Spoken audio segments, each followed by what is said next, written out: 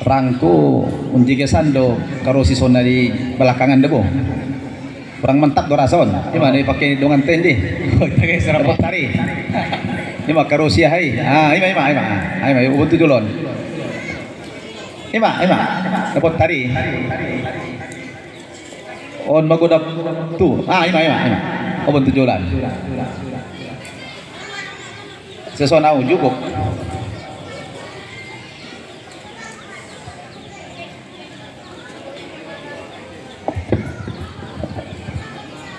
oh, pemaju kan?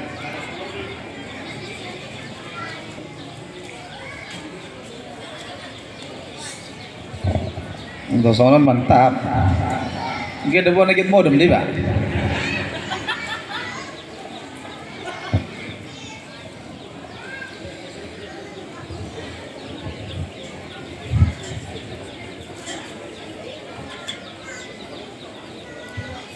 Bismillahirrahmanirrahim. Uhayyikum jami'an bitahiyatil islamiyah. Assalamualaikum warahmatullahi wabarakatuh. Waalaikumsalam warahmatullahi wabarakatuh. Innal hamdalillah nahmaduhu wa nasta'inuhu wa nastaghfiruhu wa nastahdihi wa na'udzu billahi min syururi anfusina wa min sayyiati a'malina. May yahdihillahu fala mudhillalah wa may yudlil fala hadiyalah. Wa ashhadu an la ilaha illallah wahdahu la syarikalah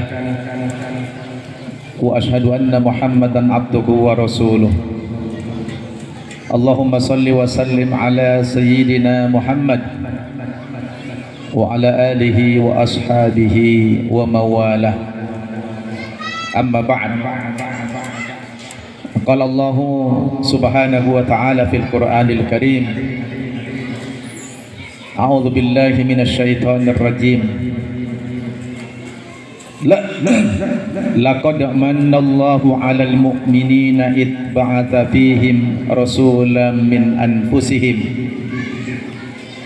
yatlu 'alaihim ayatihi wa yuzakkihim wa yu'allimuhumul kitaba wal hikmah wa in kanu min qablu lafi dhalalin mubin. Wa qala Rasulullah sallallahu alaihi wasallam walladhi nafsu Muhammadin biyadihi la yasma'u bi ahadun min hadhihi al-ummah yahudiyyun wala nasraniyun thumma yamut walam yu'min billadhi ursiltu bih illa kana min ashabin nar atau kama qala Rasulullah sallallahu alaihi wasallam.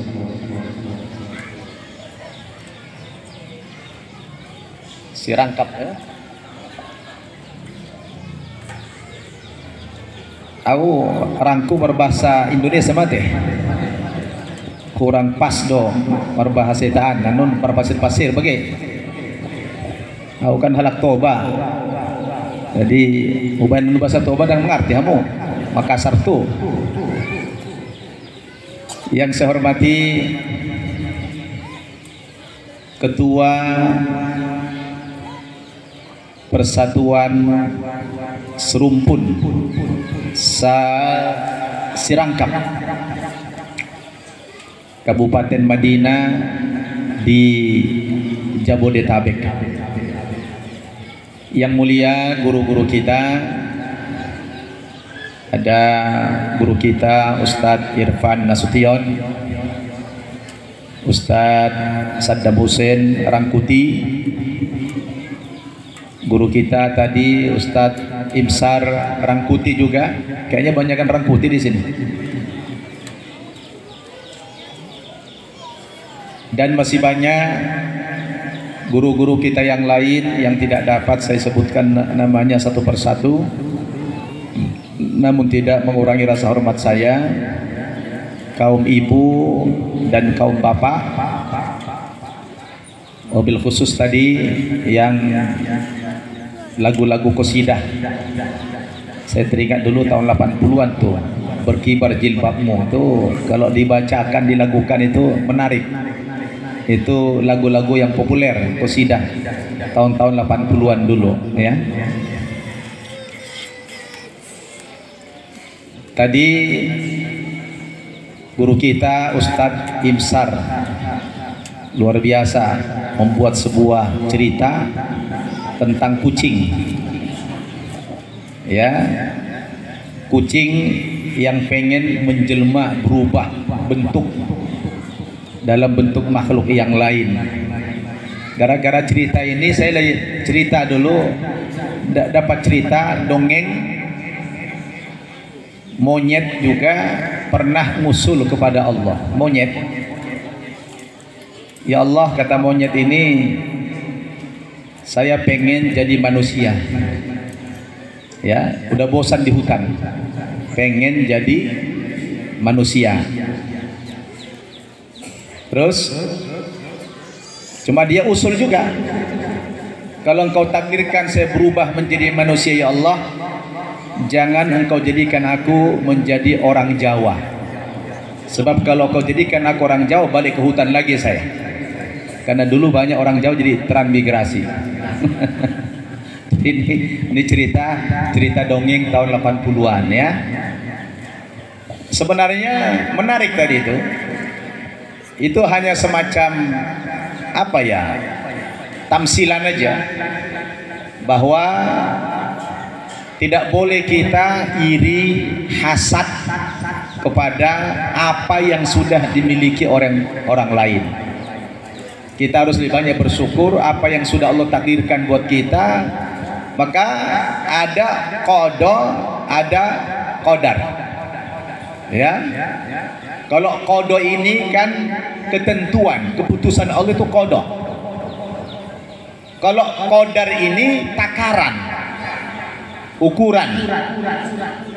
Jadi di satu sisi ada qada, adalah satu ketentuan Allah. Di sisi lain ada qadar, ini adalah takaran, ukuran. Contoh apa? Kita jadi orang susah misalnya, orang miskin. Kita sudah bekerja maksimal dari pagi sampai malam, kaki jadi kepala, kepala jadi kaki. Ya segitu-gitu aja lah rezekinya, tidak berubah-ubah juga. Berdoa sudah. Tapi ada orang cuma kerja setengah jam, dia mampu menghidupi keluarga buat 1 bulan, ya kan? Loh, kita dari pagi sampai malam, kita pergi kerja, istri anak masih tidur, pulang anak sudah tidur juga. Ya segitu-gitu aja. Itu namanya apa? Qadar, takaran. Oh, kau ini lebih pantas jadi orang miskin. Orang kayak gini nih lebih pantas kau begini. Kalau kau miskin, kau bisa istiqomah menjadi orang yang taat, menjadi orang yang beribadah. Kalau model-model kau ini dikasih rezeki agak banyak dikit, bisa kau kerjamu keluar masuk diskotik aja nanti. Akhirnya kau tidak ahli ibadah, tidak sholat, betul tidak? Jadi kau ini cocoknya jadi orang miskin. Dengan miskin itu kau jadi taat, betul nggak? Itu apa namanya tadi? Bu, itu apa namanya? Itulah qadar. Ada takaran, ada ukuran yang pas, sehingga kita tidak iri, tidak hasad kepada apa yang dimiliki oleh orang lain, betul? Kita lebih banyak bersyukur dengan apa yang kita miliki. Nah ini kurang lebih tadi ke situ isi ceramah tamsilnya Ustadz Imsar Rangkuti tadi. Ya, cuma karena beliau mengantarkan pakai bahasa Itaan, sehingga ya anak-anak tidak paham, ya yang lahir di sini tidak paham. Tapi kalau diantarkan pakai bahasa Indonesia, kelihatannya kayak dongeng, tapi ada yang tersirat di balik itu kemana targetnya. Paham do ibu-ibu? Paham do mungkin ceritain? Alhamdulillah. Baik. Biado kabar muno sudena. Saya ada sude. Pas deh bahasa ki. Pas deh. Kadang-kadang non berpasir-pasir juga. Terima kasih pada guru Ustadz kita Saddam Hussein. Beliau mengajak kau tuson arana tetangga dah hamidabo. Au sonari mapindah tuaha. Tu Gadok. Ya, mapindah tu Gadok sejak Covid. Kurang lebih 2 tahun ini saya pindah ke Gadok. Nah lewat Riau tinggal di Bintaro. Alhamdulillah di Gadoki au sonari sedang mendirikan pesantren modern Darul Ilmi Indonesia. Apa Bu? Pesantren modern Darul Ilmi Indonesia. Baru lebih dalam 2 tahun. Alhamdulillah santrina madas 170 sada. Sada pitu sada. Jalan 2 tahun alhamdulillah. Aku coba ekspansi karena saunok naon au dabo di tanda halak mengasuh pesantren mualaf do. Mengasuh pesantren mualaf. Alhamdulillah madong onom cabangna di Indonesia ni. Adong 2 di Bintaro. Jadi santrinku sudah halak na baru pindah agama. Rata-rata sian Kristen tu Islam. Adong sian Katolik. Jadi adong juga sotik sian Buddha, adong sian Cina, Hindu. Tapi sejak Covid tahun aku coba ekspansi mendirikan pesantren na umum, tidak hanya mualaf tapi umum. Nah kiblatnya saya ambil dari sekian banyak, melakukan satu penelitian ketika ingin bikin pesantren yang umum. Kemana ya yang cocok nih? Yang mana yang paling bagus nih model-model pesantren? Setelah saya banyak keliling, alhamdulillah saya lihat yang paling cocok, yang paling elegan itu bikin pesantren yang netral, yang tidak berafiliasi ke organisasi manapun. Nah pilihan saya adalah ke Gontor. Nah saya bikinlah pesantren modern Darul Ilmi Indonesia ini, kiblatnya ke Gontor, karena Gontor itu milik semua golongan, tidak NU, tidak Muhammadiyah, tidak Persis, tidak Al-Wasliyah, tidak Perti, tidak berafiliasi ke organisasi manapun. Dia berdiri di atas semua golongan. Tapi alumni-alumninya ada yang jadi pimpinan PBNU, Kiai Haji Hazim Muzadi, ada juga yang jadi pimpinan Muhammadiyah, yaitu Din Samsudin, Profesor Din Samsudin. Itu semua adalah alumni Gontor. Jadi kemanapun dia bisa netral. Alhamdulillah ketika saya mendirikan ini tepat dan menggunakan 2 bahasa seperti di Gontor, bahasa Arab dan bahasa Inggris. Jadi nanti anggodong anak-anak tandung tamat SD tahun on silahkan pada iklan sekalian mendaftar ke sini. Di Gadok lunok arana ubige halak kiton bak jodoh na tinggal di Gadok kate. Nah nggo di Gadok kita boy butamu na jolo adong di si lewat Harokatul Jannah, Masjid Harokatul Jannah ini, Masjid Padangi, lurus sautik arah tu puncak 500 meter kurang lebih. Nah sebelah kiri mai persis na jolo di belakang restoran Simpang Raya, sonari warung Sang Kuryang gorarna. Pinggir jalan raya deh. Sana untuk jalan namanya kurang lebih 50 meter. Alhamdulillah. Baik Bapak Ibu yang saya muliakan, hari ini momentum kita adalah Maulid Nabi Muhammad sallallahu alaihi wasallam. Karena memang masih baru kita di bulan Rabiul Awal. Sebagaimana tadi guru kita Ustadz Ibsar menjelaskan bahwa di bulan Rabiul Awal hari Senin tanggal 12 itu banyak sekali peristiwa yang mengiringi kelahiran Nabi kita Muhammad sallallahu alaihi wasallam. Nah, saya akan bahas sedikit mengawali ceramah ini. Aunakin membacakan sada ayat di surat Ali Imran ayat 164. Ya, Ali Imran 164. Allah Subhanahu wa taala berfirman, A'udzu billahi minasyaitonir rajim.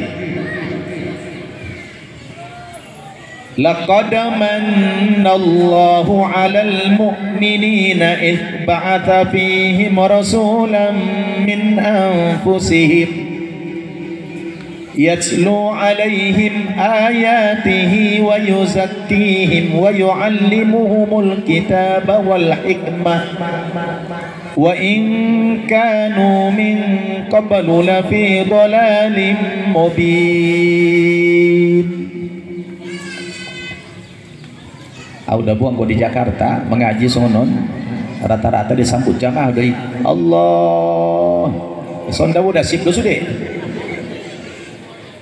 oma-oma ibu-ibu anggo dong ustad mengaji sonon disambut mah Allah ulang disahabat toh adong dodalin ustad apa persahabat dalil aso adong doa hai interaksi jadi anggo ustad mengaji disambut anaknya Allah ulangi ya ulang disambut ke mentong aku kau madape kundung titik mah.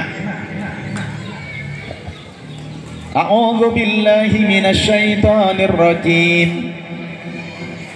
Laqad manallahu 'alal mu'minina idz ba'atsa fihim rasulan min anfusihim yatlu 'alaihim ayatihi wa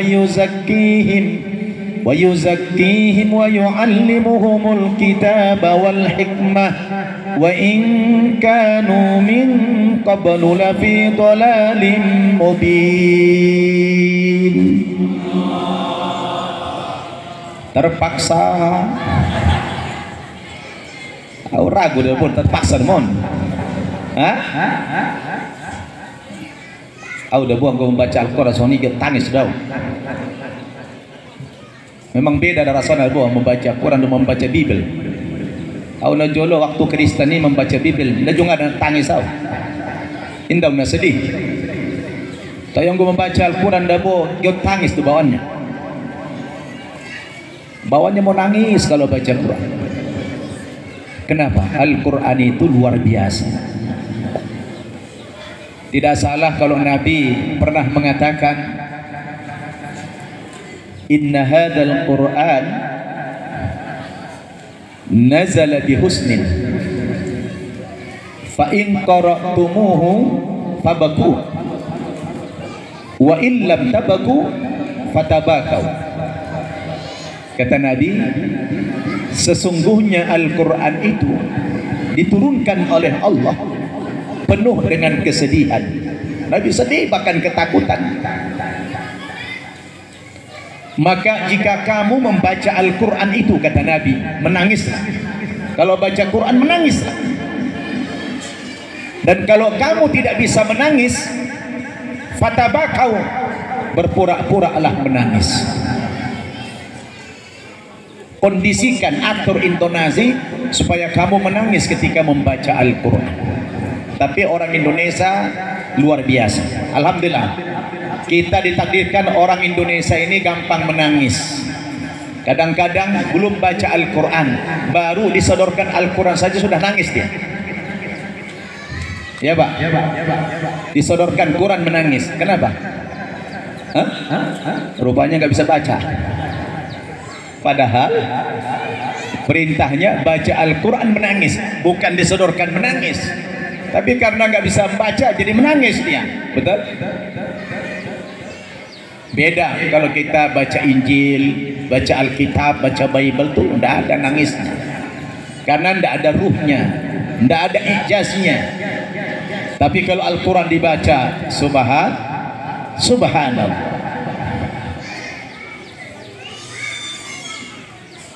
Apa tadi artinya itu? Oma-oma. Laqad manallahu 'alal mu'minin.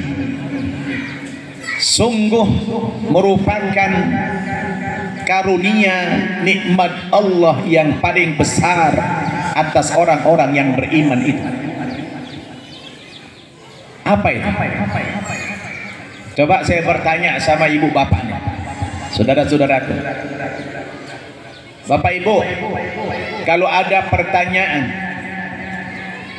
apa nikmat Allah yang paling besar diberikan kepada kamu? Jawabnya apa? Apa? Nikmat iman. Apa lagi? Nikmat Islam. Sarupo. Di mana-mana kalau saya ceramah Maulid, saya tanya jamaah, apa nikmat Allah yang paling besar diberikan kepada jamaah, kepada ibu bapak? Jawabnya sama, pasti nikmat iman dan Islam. Ternyata kalau kita lanjutkan ayat tadi, bahwa nikmat Allah yang paling besar itu bukanlah nikmat iman dan Islam. Bukan itu yang paling besar. Tapi nikmat yang paling besar itu adalah ba'atha fihim rasulam min anfusihim. Nikmat Allah yang paling besar diberikan kepada kamu adalah diutusnya Nabi Muhammad sallallahu alaihi wasallam. Kehadiran Nabi Muhammad ke dunia inilah merupakan nikmat yang paling besar. Bukan nikmat iman, tidak juga nikmat Islam. Sebab andaikan sampai hari ini Nabi Muhammad belum lahir, apakah Bapak Ibu, apakah kita ini bisa beriman kepada Allah? Apakah kita bisa beriman kepada Islam? Rasanya tidak mungkin, rasanya mustahil. Kenapa? Karena sebelum Nabi Muhammad lahir, manusia wa in kanu fi dhalalim mubin, semua manusia berada dalam kesesatan, semua manusia berada dalam kejahilian. Manusia tidak kenal Allah Subhanahu wa ta'ala. Kenapa? Karena saat itu tidak ada lagi agama yang benar, tidak ada lagi kitab suci yang benar, tidak ada lagi pedoman hidup yang benar. Manusia semuanya berada dalam kesesatan. Karena sepeninggal Yesus, peninggal Nabi Isa, terjadi masa fatrah. Apa itu fatrah? Masa kekosongan pengiriman Nabi. 570 tahun lebih tidak ada Nabi yang diutus oleh Allah. Hampir 6 abad lamanya kosong, tidak ada Nabi. Hampir 6 abad. Agama Isa atau Yesus apa agamanya dulu? Hah? Kristen? Bukan. Nabi Isa tidak pernah membawa agama Nasrani. Agama dia itu agama Islam. Kullul anbiya'i dinahum wahid. Semua nabi itu beragama satu. Apa itu? Islam. Mulai dari Nabi Adam sampai Nabi Muhammad itu agamanya Islam. Kristen bukan agama Nabi Isa. Karena di dalam Alkitab Kisah Para Rasul pasal 11 ayat 25 dan 26, di situ dijelaskan pendiri agama Nasrani itu adalah Paulus. Nah, saya masih hafal itu. Namanya mantan ya, ada ingatannya lah. Ya. Kisah Para Rasul pasal 11 ayat 25 dan 26. Di situ dikatakan pendiri agama Kristen itu bukan Nabi Isa tapi Paulus. Injil yang diterima Nabi Isa sudah dirubah sehingga menyimpang dari kebenaran. Dirubah. Maka Allah katakan, fawailul lilladzina yaktubunal kitaba biaydihim ثم يقولون هذا من عند الله ليشتروا به ثمنا قليلا فويل لهم مما كتبت أيديهم وويل لهم مما يكسبون. Bah, ingat kamu. Usang kebalupo. Celakalah orang-orang yang menulis Alkitab, yang menulis Injil dengan tangan-tangan mereka sendiri. Celaka. Mereka karang, mereka tambah, mereka kurangi itu. Diganti dengan kitab suci yang baru, yang bukan wahyu dari Allah Subhanahu wa ta'ala. Maka manusia semua berada dalam kesesatan. Ada yang masih tergolong kepada fitrah, al-fitrah. Dia tidak menyembah la ya'budunal asnam. Dia tidak menyembah berhala, tidak menyembah patung. Dia percaya Allah itu satu ada. Cuma dia tidak tahu bagaimana cara beribadah, cara menyembah Allah. Seperti Waraqah bin Naufal, pamannya Khadijah binti Khuwailid radhiyallahu anha. Dia tidak menyembah berhala.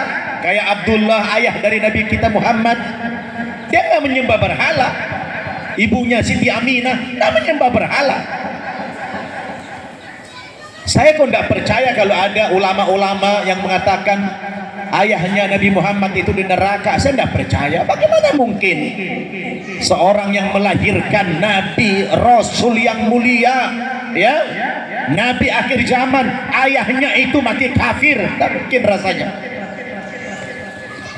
Dia tergolong ahlul fitrah. Saya tidak pernah baca dalam sejarah ayah beliau penyembah berhala, penyembah patung, ibunya penyembah berhala. Pernah nggak Bapak Ibu baca? Nggak ada.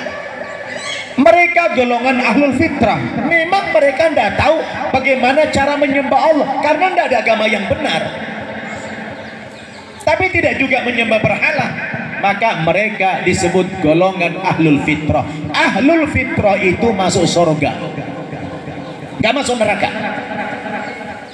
Sama dengan anak-anak kecil yang lahir sebelum akil balik meninggal dunia, itu ahlul fitrah. Karena Rasul mengatakan kullu mauludin yuladu alal fitrah. Setiap anak yang lahir itu fitrah, suci, bersih, Islam. Fa'abawahu yuhawidanihi au yunassiranihi au yumajjisani. Lingkungan kedua orang tuanya lah yang membentuk si anak itu. Apakah kelak menjadi orang yang beragama Yahudi, orang Nasrani, atau Majusi, itu semua bentukan orang tua. Sama dengan saya dulu. Saya lahirnya Islam. Saya lahirnya Islam. Cuma dari rahim ibu yang beragama Kristen. Nah kan gitu. Sampai akil balik saya masih Muslim. Tapi karena ayah ibu saya Kristen yang taat, akhirnya saya dididik, dibentuk, dikader, disekolahkan, dibesarkan di lingkungan yang beragama Kristen. Tapi setelah saya dewasa, banyak belajar perbandingan agama, akhirnya kembali lagi ke Islam, kembali kepada yang benar. Betul? Begitu. Jadi anak yang lahir itu fitrah. Orang yang tidak menyembah berhala di zaman sebelum Nabi lahir, itu golongan ahlul fitrah. Alaysa kadzalik Ustaz Sadaq? Hah? Nah. Jadi kalau Nabi belum lahir, ada orang yang percaya, maka ada ayat, wala in sa'altahum man khalaqas samawati wal ard la yaqulunna Allah. Muhammad, kalau kau tanya orang-orang kafir Quraisy itu, siapa yang menciptakan langit dan bumi ini? Di antara mereka pasti ada yang menjawab, la yaqulunna Allah. Pasti mereka menjawab, yang menciptakan langit bumi dan segala isinya adalah Allah Subhanahu wa ta'ala. Tapi kenapa mereka tidak menyembah Allah? Karena mereka tidak tahu bagaimana cara menyembah Allah Subhanahu wa ta'ala. Cukup mereka percaya pencipta langit bumi ini adalah Allah Subhanahu wa ta'ala. Mereka tidak percaya dengan berhala, tidak percaya dengan patung-patung. Mereka tidak sembah itu. Tapi mereka mau sholat, tidak tahu bagaimana cara sholat. Mau ibadah, tidak tahu bagaimana cara ibadah. Karena sudah hilang bagaimana cara ibadah Nabi Isa, sudah hilang dalam sejarah. Maka Allah katakan tadi, laqad manallahu 'alal mu'minin. Nikmat Allah yang paling besar kepada kita adalah diutusnya Nabi kita Muhammad sallallahu alaihi wasallam. Sebab kalau sampai hari ini Nabi Muhammad belum lahir, tidak mungkin kita bisa beriman kepada Islam ini. Betul apa betul? Maka itu yang harus kita syukuri kalau kita peringati. Dokter matu Tuhan ini, terima kasih pada Tuhan, terima kasih ya Allah, Engkau lahirkan kami di satu zaman di mana zaman itu sudah lahir junjungan kami Muhammad, yang meskipun kami tidak jumpa tapi kami sudah lahir 1000 tahun sesudah beliau diutus Engkau ya Allah. Oh, bersyukur kita. Maka dikatakan tuba liman ro'ani wa amanabi. Beruntunglah orang yang hidup sejaman dengan saya melihat saya, melihat mukjizat saya, lalu mereka beriman kepada aku, kata Nabi. Tapi thumma tuba, kemudian beruntunglah. Siapa? 3 kali diulang-ulang oleh Nabi kalimat beruntung. Siapa? Liman lam yarawni wa amana bi. Orang yang tidak pernah berjumpa dengan saya, tidak pernah menyaksikan mukjizat saya, tapi mereka beriman kepada aku. Bahkan bukan cuma beriman, mereka cinta kepada aku. Qul in kuntum tuhibbunallah fattabi'uni yuhibbukumullah. Katakan ya Muhammad, jika kamu benar-benar ingin sampai kepada Allah, ingin diterima oleh Allah, ingin menjadi kekasih-kekasih Allah, maka suruh umatmu mengikuti engkau, kata Allah. Kalau umatmu sudah mengikuti engkau Muhammad, yuhibbukumullah, niscaya mereka akan menjadi habib-habibku, kata Allah, menjadi kekasih-kekasihku, kata Allah Subhanahu wa ta'ala. Maka syarat jadi umat menjadi habib. Selama ini kita manggil Habib hanya keturunan Arab saja. Ternyata syarat menjadi Habib dalam Al-Quran tidak mesti jadi orang Arab dulu. Orang Batak pun bisa jadi Habib. Ya, kalau syaratnya apa? Mengikuti Nabi Muhammad sallallahu alaihi wasallam. Yuhibbukumullah, niscaya kamu semua akan menjadi habib-habibnya Allah Subhanahu wa taala, menjadi kekasih-kekasihnya Allah Subhanahu wa taala. Subhanallah. Ternyata manusia ini tidak pernah dibedakan oleh status sosial, oleh status kesukuan.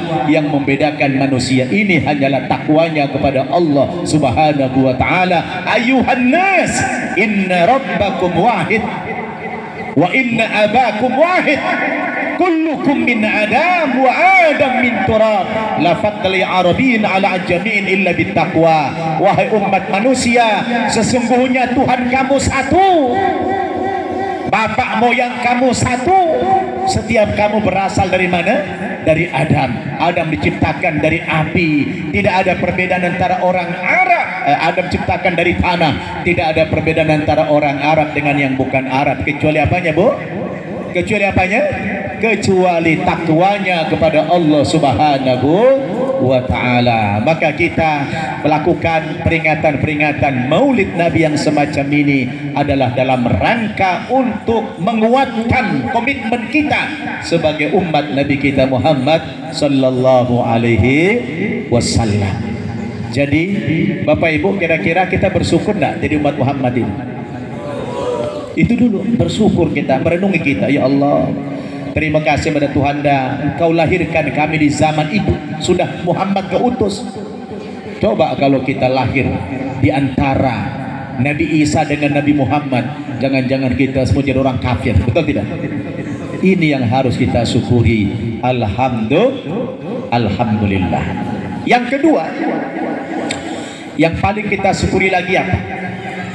Kita ditakdirkan oleh Allah menjadi umat Nabi Muhammad, yang beliau satu-satunya Nabi yang diberikan hak prerogatif nanti oleh Allah untuk memberikan syafaatul uzma, pertolongan yang besar dari Nabi kepada umatnya. Kita sering mendengar kata-kata syafaat. Syafaat itu apa? Kayak mana bentuk syafaat itu nanti? Seperti apa itu? Contoh, ketika kita nanti menghadapi yang namanya Yaumul Hisab, hari berhitung. Yang dihisab itu hanya orang beriman saja, orang Islam saja yang dihisab. Kalau orang kafir nggak dihisab. Begitu bangkit dari kubur setelah kiamat, itu orang-orang kafir tidak ada lagi menghadapi hari hisab. Sebab yang dihisab itu hanya orang beriman saja. Orang kafir apa? Yadkhulunan nara bighairi hisab. Mereka langsung masuk neraka tanpa hisab. Yang Allah katakan dalam surat Az-Zumar, A'udzu billahi minasyaitonir rajim.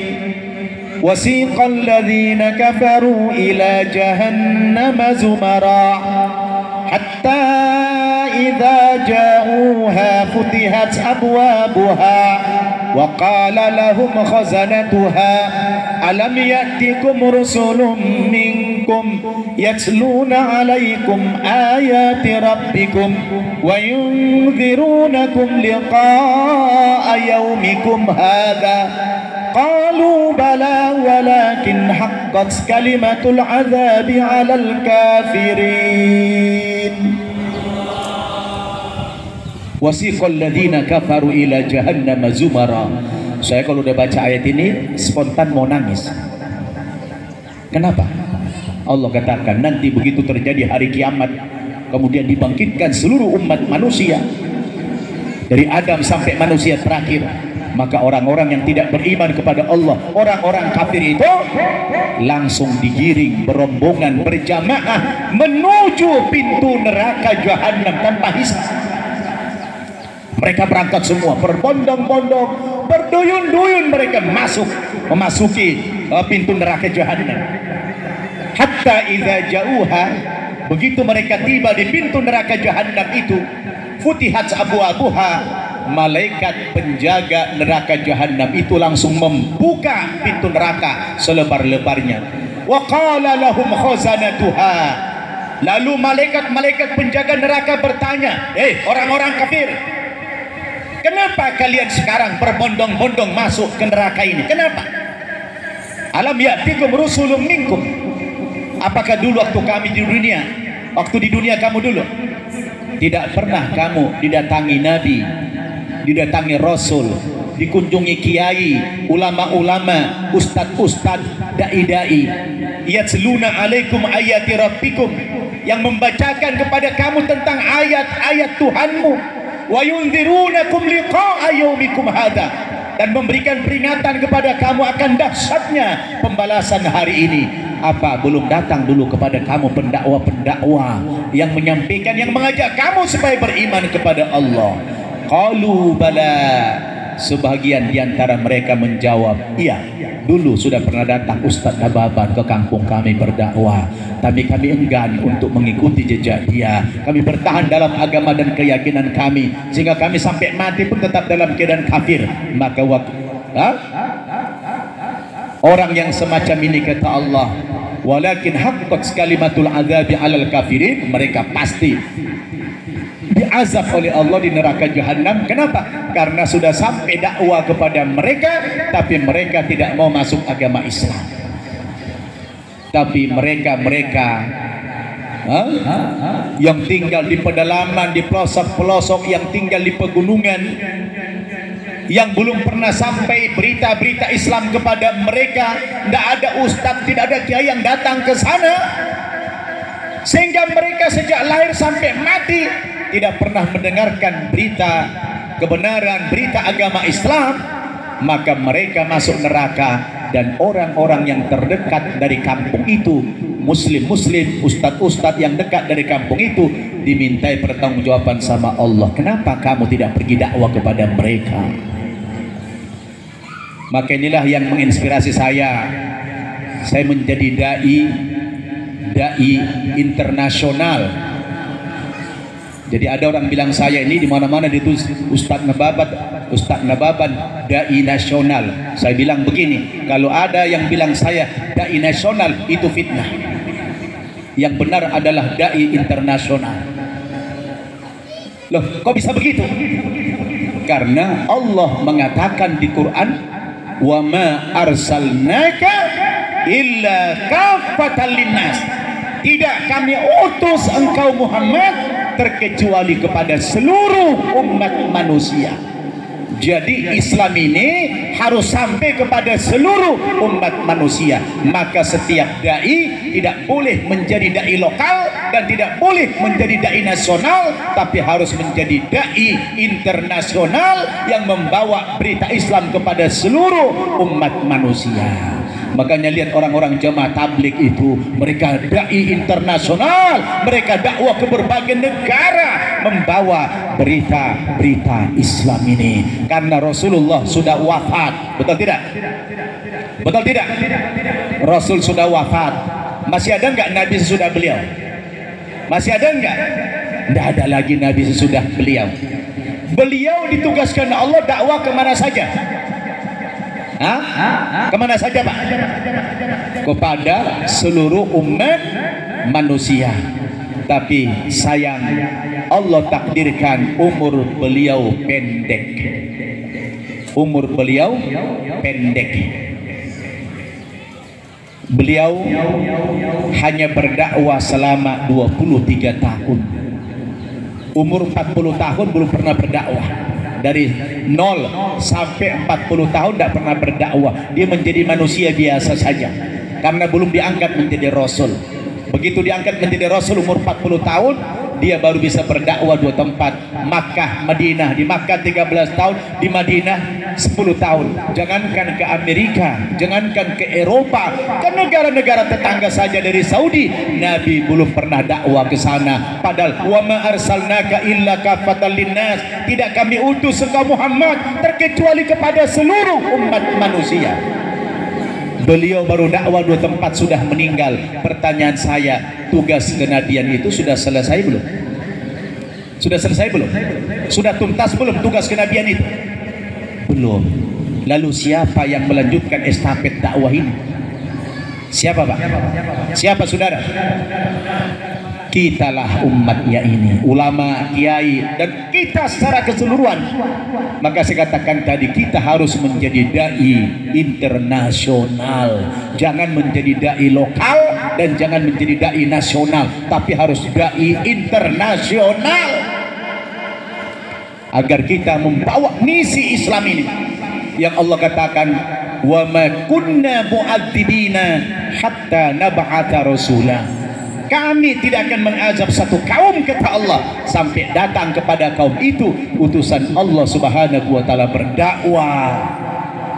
Tidak ada, jangan sampai ada satu kaum yang belum sampai dakwah kepada mereka. Maka saya bertekad menjadi dai internasional itu. Dulu-dulu saya sebelum Covid itu, alhamdulillah sering dakwah ke Amerika, dakwah ke Eropa, dakwah ke Kanada, dakwah ke Australia. Kenapa? Dalam rangka menyampaikan misi ini. Jangan sampai ada umat yang belum sampai mendengarkan berita Islam kepada mereka. Betul tidak? Ya?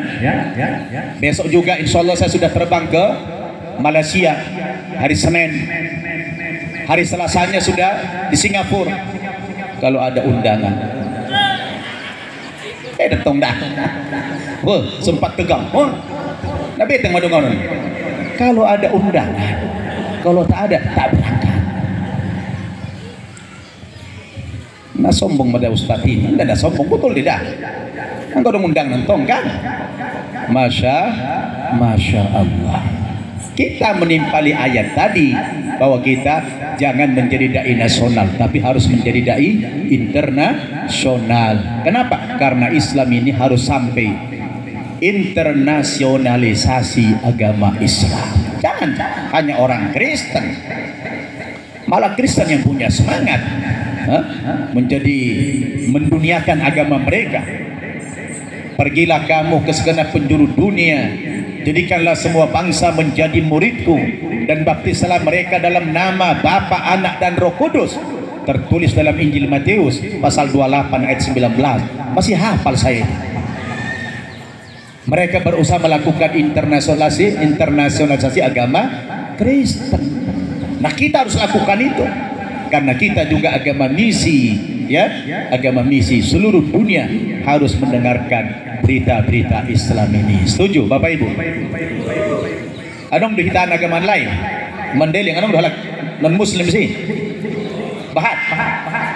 Tugas tadi angkarong tetangga nasu muslim depe dakwahi, ajak tu Islami.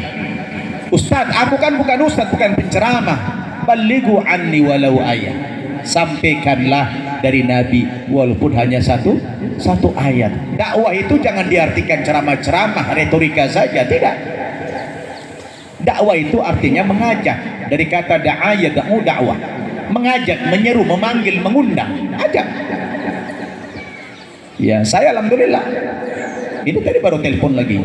Ustaz, ada satu orang pengen masuk Islam. Dari dulu kerja siapa? Dakwah kepada orang non muslim juga. ya, mengislamkan orang Kristen banyak. Makanya aku bikin itu pesantren mu'alaf, namanya Annaba Center Indonesia. Sebagian sudah pernah nonton katanya di Annaba TV. Setiap pengislaman saya upload, saya pergi dakwah ke pelosok-pelosok di NTT sana, saya bawain anak-anak dari sana ke Jakarta, saya islamin di Jakarta, saya sekolahin, saya kuliahin, bahkan ada yang saya sekolahin sampai ke luar negeri, ada yang ke Sudan, ada yang ke Irak, mu'alaf. Kita kader mereka nanti pulang jadi dai-dai yang internasional, supaya karena kalau mu'alaf itu berdakwah, bobot dakwahnya lebih hebat kadang-kadang dari muslim yang keturunan. Betul? Ada orang nanya saya, Ustaz, saya lihat santri-santrimu itu hebat-hebat, kadang-kadang kami muslim turunan ini malu. Sudah bagus baca Qurannya, sudah bagus bahasa Arabnya, kenapa itu Ustaz? Kenapa mu'alaf itu lebih hebat dari kami muslim turunan? Saya bilang begini, Bapak Ibu kan muslim turunan, kalau mu'alaf itu kan muslim tanjakan.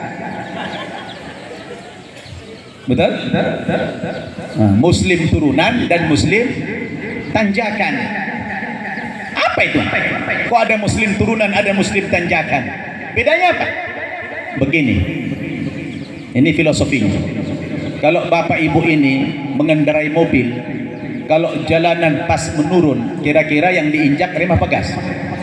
Kalau jalan turunan itu rem apa gas yang diinjak? Rem apa gas?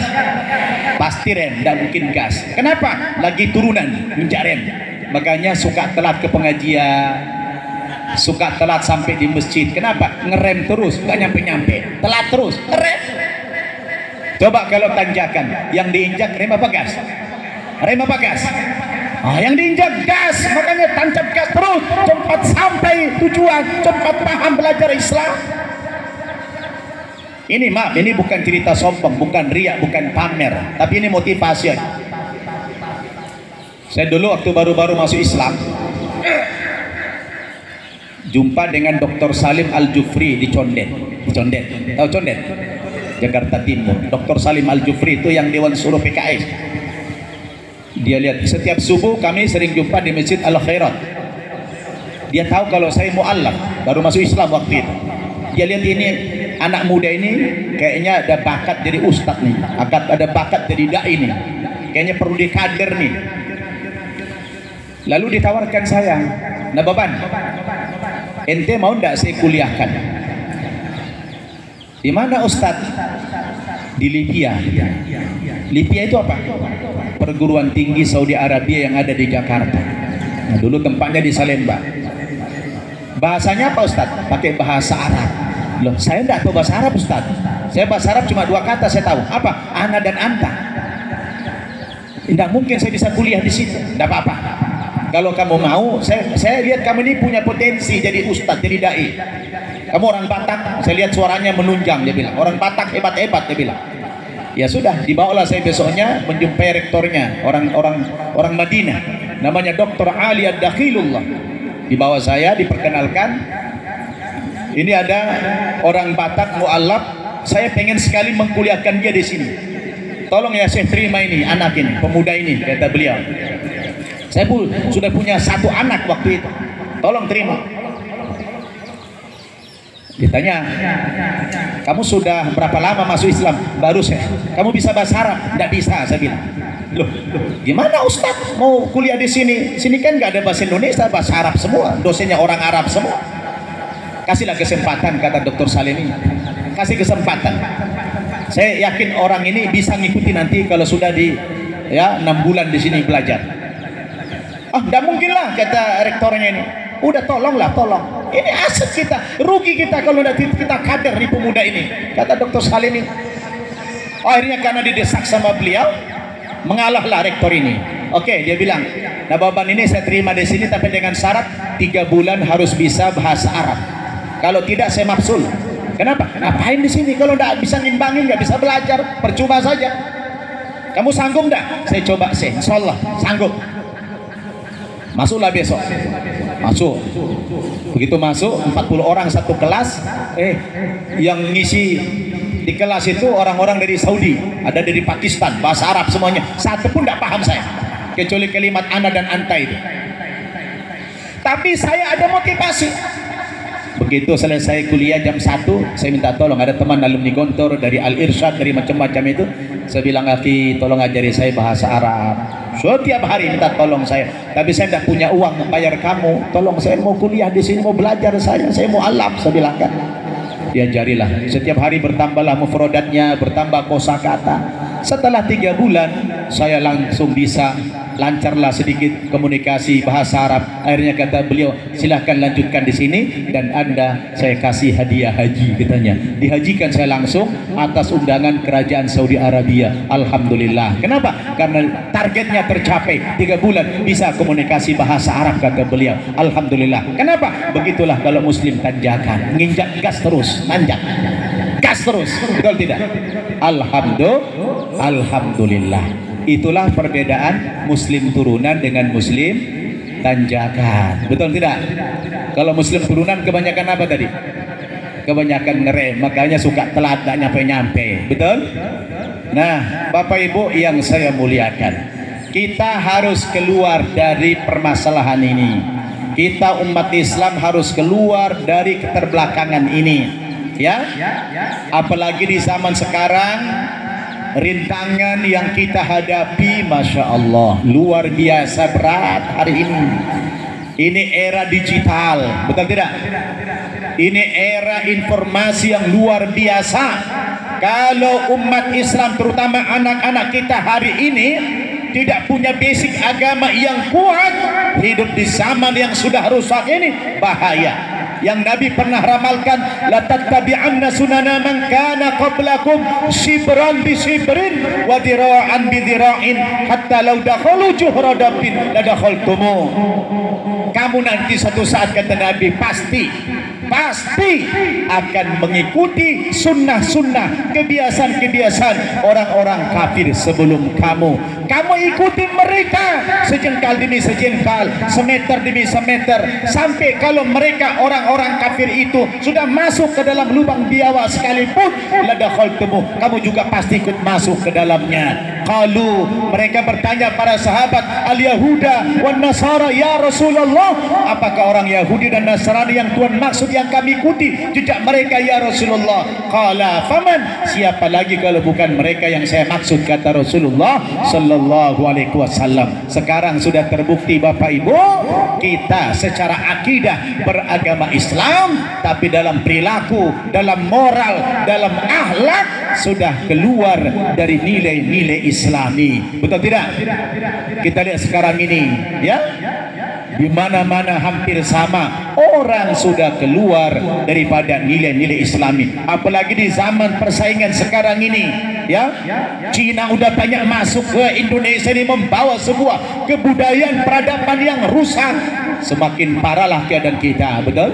Kalau kita tidak punya basic agama, hidup di zaman sekarang, hati-hati. Makanya anak-anak kita mungkin lebih aman kalau kita sekolahkan di sekolah agama, betul? Lebih aman anak-anak kita dimasukkan ke pesantren, karena tantangan mereka hidup di zaman seperti sekarang ini, istiqomah itu tidak mudah, berat. Jangankan anak-anak kita pun yang sudah tua-tua ini berat untuk bisa istiqomah, betul Bapak Ibu? Betul tidak? Makanya acara-acara maulid yang semacam ini, Isra Mi'raj ini, adalah selalu dalam rangka memberikan, ya, nasihat, peringatan kepada kita dengan keadaan sekarang yang kita hadapi yang luar biasa ini. Hanya agama yang bisa menyelamatkan kita, betul?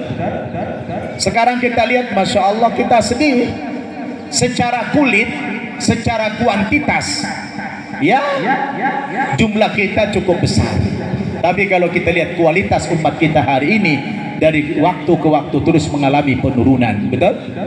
Terus mengalami penurunan. Kenapa? Infiltrasi budaya yang begitu hebat masuk ke negeri kita dan dunia Islam. Saudi Arabia pun sekarang ini sudah mulai berevolusi kepada yang tidak baik, betul? Nah, di mana-mana sudah dirusak agama Islam. Dan memang kita tahu, orang yang tidak beriman kepada Islam ini tidak akan pernah senang terhadap agama Islam. Oleh karena itu Bapak Ibu, tidak ada solusi yang lain terkecuali kita kembali kepada cara-cara hidup Nabi. kembali kepada cara-cara hidup Nabi. Apa namanya itu? Sunnah Nabi. Apa itu sunnah? Saudara-saudara, sunnah yang ingin saya katakan bukan sunnah dalam perspektif fikih, tapi sunnah dalam perspektif akidah, dalam perspektif hadis. Sebab ada perbedaan sunnah menurut fikih dan sunnah menurut hadis. Ada bedanya. Bedanya apa? Kalau sunnah menurut fikih itu artinya dikerjakan berpahala, ditinggalkan tidak apa-apa. Dikerjakan berpahala, ditinggalkan tidak berdosa. Betul? Itulah sunnah menurut fikih. Tapi kalau sunnah menurut hadis, apa itu? Yaitu ittiba'ur rasul, mengikuti rasul. Dikerjakan berpahala, ditinggalkan bermasalah. Nah, itu dia. Ya, beda enggak?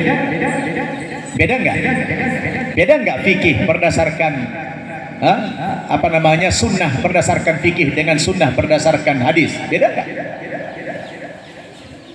Coba kita sekarang, gara-gara sunnah sumbayang tahajud kan sunnah doi, sumbayang duhai kan sunnah doi, sumbayang witri kan sunnah doi, puasa Senin Kamis kan sunnah doi, puasa Daud kan sunnah doi. Akhirnya apa? Tidak dikerjakan gara-gara pengertian sunnah dalam perspektif fikih. Justru kalau kita melakukan pendekatan secara hadis, sunnah, kalau sunnah tidak dikerjakan menjadi masalah besar bagi umat Islam. Betul? Menjadi masalah besar bagi umat Islam. Menjadi kita tidak punya ruh, kita tidak punya kekuatan apa-apa. Kenapa? Karena sudah meninggalkan sunnah. Kalau begitu ngapain lagi kita ceramah-ceramah maulid Nabi kalau kita sudah meninggalkan sunnah-sunnah Nabi itu? Betul? Karena inti daripada peringatan ini kita mau meniru Nabi, mau mengikuti Nabi. Maka semua sunnah-sunnah yang menurut kita selama ini tak berdosa, tidak apa-apa, menjadi apa-apa, menjadi masalah kalau itu kita tinggalkan. Betul? Maka dari sekarang kita bertekad, berusaha untuk melakukan yang sunnah-sunnah itu. Dalam sholat misalnya ada sholat sunnah rawatib, sholat sunnah yang mengiringi yang wajib. Di luar itu ada sunnah-sunnah yang banyak. Kita coba ikuti. Saat itulah kita memiliki ruhul iman yang luar biasa. Betul? Dengan demikian nggak ada lagi yang bisa mengganggu kita. Konsep, tema kita maulid ini menjadi ukhuwah. Kenapa sekarang orang Islam ini banyak berantem? Gara-gara beda partai, beda pilihan berantem. Kenapa? Karena sudah meninggalkan sunnah Nabi. Berpotensi untuk ribut, berpotensi untuk berantem. Kenapa? Karena tidak punya ruh Islamnya, tidak ada ruh Islamnya. Coba kalau dia punya ruh Islam, seperti yang dimiliki sahabat Nabi dulu. Wa yu'thiruna ala anfusihim walau kana bihim khasasah. Mereka mendahulukan kepentingan saudaranya daripada kepentingan pribadinya sendiri. Orang-orang yang berhijrah dari Makkah ke Madinah dulu tidak bawa apa-apa, tidak bawa harta, tapi mereka tiba di Madinah tidak terlantar, tidak kelaparan. Kenapa? Karena penduduk Madinah punya akidah yang kuat, mengikuti pola hidup Nabi, mengikuti sunnah-sunnah Nabi. Maka mereka sahabat-sahabat muhajirin sampai di Madinah tidak terlantar. Betul? Maka tidak heran kalau kita baca dalam Quran, sahabat-sahabat Nabi itu karena loyal kepada Nabi, belum mereka mati, masih di dunia ini mereka hidup, sudah turun ayat yang menjelaskan tentang status mereka nanti di akhirat. Apa kata Allah?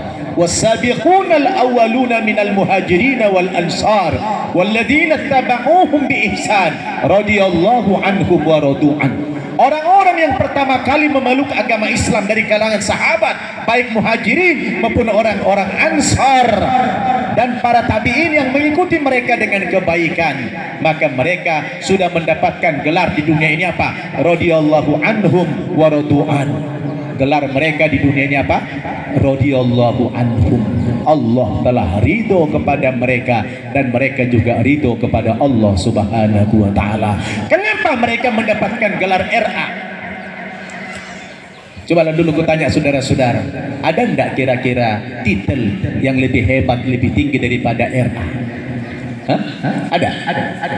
Mana lebih tinggi titel RA daripada profesor? Hah? Ini dan timbani.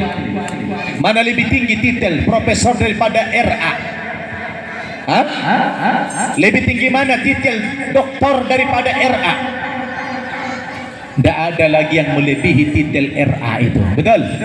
Radhiyallahu anhum. Kalau Allah sudah ridho kepada mereka, siapa lagi yang bisa mengingkari mereka? Betul tidak? Kenapa Allah ridho kepada mereka? Karena mereka ada sikap wala, sikap loyalitas, ada ketaatan, kepatuhan yang tunduk kepada Nabi. Apapun yang dilakukan Nabi mereka tiru. Betul?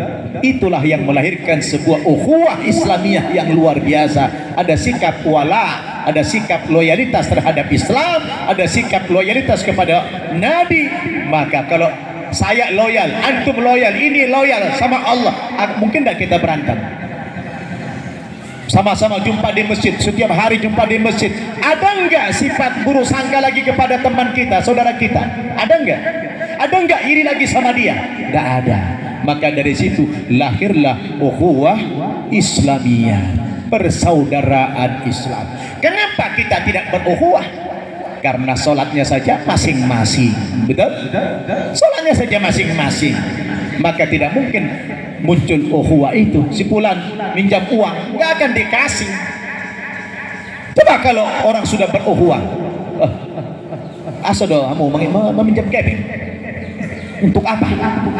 Aduh, mau putus sekolah dengan anak kan lebih sekolah, tidak sanggup biaya be, oke membayar uang sekolah doh. Enggak bisa ini baju utang kau sebulan be. Oh jangan utang, saya kebetulan banyak nih. Berapa butuhnya? 1 juta dong. Nah, ini bayar, tidak ngutang.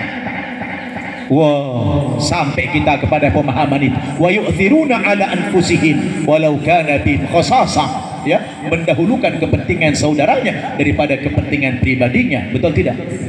Sampai kita kepada makna ukhuwah itu, dan tidak akan berkurang harta kita. Betul? Akan diganti oleh Allah. Kenapa? Karena sudah ada wala, ada sikap loyal terhadap Islam, ada sikap loyal kepada Nabi. Maka itulah yang melahirkan ukhuwah Islamiyah. Kalau sudah setiap hari kita jumpa di masjid, maka bersaudara kita. Betul? Tujuannya sama, caranya sama. Betul tidak? Nggak akan ada lagi orang curiga sama kita. Maka orang ini dianggap orang yang thiqah, orang yang terpercaya. Betul tidak? Jadi saudara-saudaraku, mari setiap kita maulid ini kita ambil. Ya? Jangan tinggalkan sunnah. Jangan pendekatan fikih kita terhadap sunnah itu, tapi harus pendekatan apa tadi? Pendekatan akidah, pendekatan hadis. Kalau kita tinggalkan sunnah itu, maka apa yang terjadi? Bukan tidak apa-apa, tapi menjadi sumber masalah kalau kita tinggalkan sunnah. Betul? Dan kita tidak mungkin bisa berukhuwah. Oleh karena itu, ya, kita apa? Bersatu dalam akidah, berjamaah dalam ibadah, dan bertoleransi dalam khilafiyah. Itulah motto hidup kita. Coba diulangi dulu, ikuti saya. Bersatu dalam akidah. Ayo Rama, bersatu dalam akidah, berjamaah dalam ibadah, bertasamuh dalam khilafiyah. Bertasamuh artinya bertoleransi dalam perbedaan suku, perbedaan bangsa, perbedaan aliran, perbedaan partai. Kita bisa bertasamuh. Kenapa? Karena sudah berakidah, bersatu kita dalam akidah, dan sudah berjamaah kita dalam beribadah. Betul? Inilah nanti yang melahirkan tauhidul ummah, persatuan ummah. Jelas dong? Nah, saya pikir cukuplah. paslah sudah menjelang azan, 2 menit lagi kita sudah azan asar. Ceramah bukan karena banyaknya menjadi baik, tapi karena baiknya lah insya Allah menjadi banyak. Dan nanti habis asar jangan bubar. Saya dengar masih banyak lagi penceramah, termasuk guru tetap kita Ustadz Irfan Nasution nanti akan memberikan tausiah. Dari semua guru-guru kita ambil hikmah dan kita bertekad untuk mengamalkan setiap yang baik ya yang disampaikan guru kita. Kita berdoa, Allahumma ja'alna minal ladzina yastami'una al-qaul fayattabi'una ahsana. Ya Allah, jadikan kami semua yang hadir ini di setiap kali kami mendengarkan ayat-ayat-Mu dibacakan kepada kami, lalu kami mengikuti dan mengamalkan ayat-ayat-Mu itu. Itulah doa kita, harapan kita kepada Allah. Semoga setiap apapun yang kita dapatkan dibacakan ayat Allah, kita katakan sami'na wa ata'na ghufranaka rabbana wa ilaikal masir. Subhanakallahumma wa bihamdika asyhadu an la ilaha illa anta astaghfiruka wa atubu ilaik. Walhamdulillahi rabbil alamin. Terima kasih atas segala perhatiannya. Mudah-mudahan tausiah ini bermanfaat kepada kita semua. Mohon maaf kalau ada kekurangan. Wassalamualaikum warahmatullahi wabarakatuh. Waalaikumsalam warahmatullahi wabarakatuh.